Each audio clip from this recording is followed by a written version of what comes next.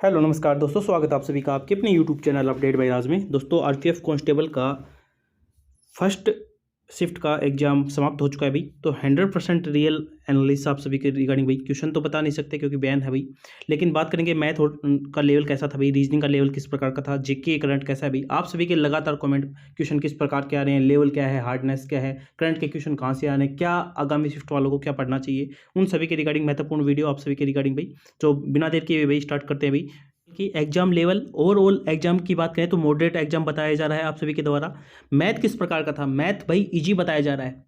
Math क्या बताया जा रहा है भाई, इजी बताया जा रहा है। लेकिन कितने क्वेश्चन आप अटेम्प्ट कर सकते हैं, 28 से 30 क्वेश्चन ही मैक्सिमम अटेम्प्ट कर सकते हैं। 5 से 7 क्वेश्चन जो आ रहे हैं वो कैलकुलेटिव क्वेश्चन बताए जा रहे हैं भाई। जिसने प्रैक्टिस नहीं की है ना उसके लिए तो एग्जाम हार्ड है, जिस बंदे ने मेहनत की है ना उसके लिए तो एग्जाम इजी ही बताया जा रहा है, ठीक है ओवरऑल। लेकिन ऐसा नहीं कि बिल्कुल ही हलवा पेपर आ रहा है, ऐसा भी नहीं है। लेकिन जो मैथ का लेवल बताया जा रहा है ना वो कैलकुलेटिव बताया जा रहा है। जिसने प्रैक्टिस नहीं की है उसके लिए एग्जाम में मैथ निकालना मुश्किल रहेगा। तो प्रैक्टिस जिसकी हल्की है वो भी प्रैक्टिस पे ध्यान दीजिए। आगामी दिन के पास भाई 5 7 10 दिन का टाइम है। लेवल किस प्रकार का बताया जा रहा है, तो लेवल जो बताया जा रहा है वो आरपीएफ एसआई के लेवल का ही एग्जाम बताया जा रहा है। जिस कैंडिडेट को लगता था कि आरपीएफ एसआई के पेपर की तुलना में कांस्टेबल का पेपर हल्का आएगा, ऐसा नहीं है मेरे भाई। पेपर इतना भी हल्का नहीं रखा गया है कि भाई बिल्कुल ही कम डाउन कर दिया जाए, ऐसा नहीं है। आप मान के चल सकते हैं कि 5 7 10% का कोई अंतर होगा, बाकी हलवा पेपर बिल्कुल नहीं दिया गया है। मैथ के रिगार्डिंग मैंने बता दिया है कि 28 30 क्वेश्चन अच्छे कैंडिडेट के रिगार्डिंग बता रहा हूं मैं कि वो कर सकते थे। बाकी अगर आपको और ऊपर निकलना है मैथ में तो आपको अच्छी प्रैक्टिस करने की आवश्यकता थी। रीजनिंग की बात करें तो रीजनिंग आपके लिए भाई इजी बताई जा रही है। रीजनिंग में आप अच्छा खासा स्कोर कर सकते हैं। रीजनिंग में कोई भी इश्यू नहीं है, बिल्कुल एसआई लेवल की बिल्कुल सेम आप मान के चल सकते हैं कि रीजनिंग बिल्कुल सेम है। बात करेंगे सबसे बड़ा जो खेला हुआ है वो किस में रहा है, जीके में रहा है भाई। जीके में क्यों रहा है दोस्त, जीके में इसलिए रहा है कि जो करंट के क्वेश्चन है ना वो 10 क्वेश्चन 8 से लेकर 10 क्वेश्चन करंट के हैं तो वो पूछे जा रहे हैं। और जो करंट के क्वेश्चन है ना वो भाई लोगों को समझ में नहीं आ रहे, क्योंकि लैंग्वेज जो बताई जा रही है ना यहाँ पर आपने सीधी सीधी भाषा में यहाँ पर आपने रिव्यू देख रहे होंगे, 2 4 5 क्वेश्चन आपको सही मिल गए होंगे और उन्हीं के आधार पर आपको व्यूज देखने को मिल रहा होगा और रिव्यू भी आपको देखने को मिल रहा होगा कि भाई ये क्वेश्चन आ रहे हैं। भाई वो क्वेश्चन आ रहे हैं लेकिन उनकी जो लैंग्वेज पूछी जा रही है ना वो बहुत ही लेंथी तरीके से पूछी जा रही है, इसलिए कैंडिडेट को बहुत ज़्यादा प्रॉब्लम आ रही है, ठीक है।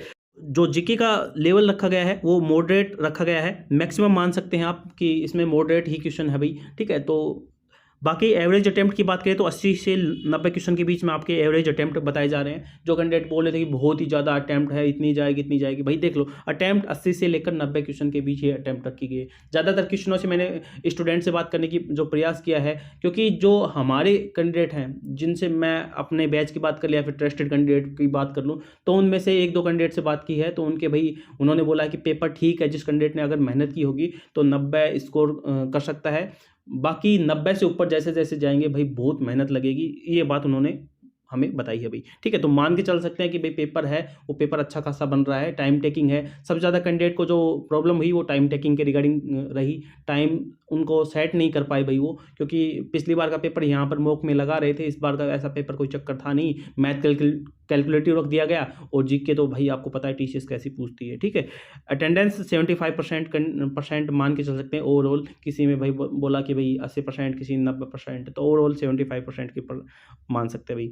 आगामी भाई जो टॉपिक हमने बताए थे, देखो कैंडिडेट जिसको भाई जेके में प्रॉब्लम है तो मैं आपको बता दूं कि 40 टॉपिक के रिगार्डिंग जो वीडियो डाल रखी है ना मेरे भाई, आपके लिए रामबाण काम करेगी भाई। आपकी सिलेक्शन में मान के चलना भाई, ये मानना कि अमृत की तरह काम करेगी। और जो 70 टॉपिक किसी ने कर रखे होंगे तो मेरा भाई मैं गारंटी लिख के देता हूँ 40 क्वेश्चन आप जीके में करके आएंगे मेरे भाई, ठीक है। क्योंकि करंट क्या पूछी जा रही है, मैक्सिमम करंट जो पूछी जा रही है ना वो 2024 की पूछी जा रही है, ठीक है। उस टॉपिक में मैंने सब सारी चीज़ें एनालाइज के बेस पर मेरे भाई बहुत दिन रात मेहनत करके वो टॉपिक आप सभी के रिगार्डिंग निकाले थे। जिस भाई को 70 टॉपिक करके गया होगा ना मेरा भाई, मैं गारंटी लिख के देता हूँ। मैं 3rd शिफ्ट में आप सभी को रिव्यू दूंगा, उसमें हमारे स्टूडेंट है काफ़ी अच्छे खासे जिनके ट्रस्ट भी कर सकते हैं, जिनका अच्छा खासा भाई वो भी है। उसके आधार पर मैं आपको पूरी वो एनालाइज बता दूंगा कि भाई कहाँ से क्या है भाई।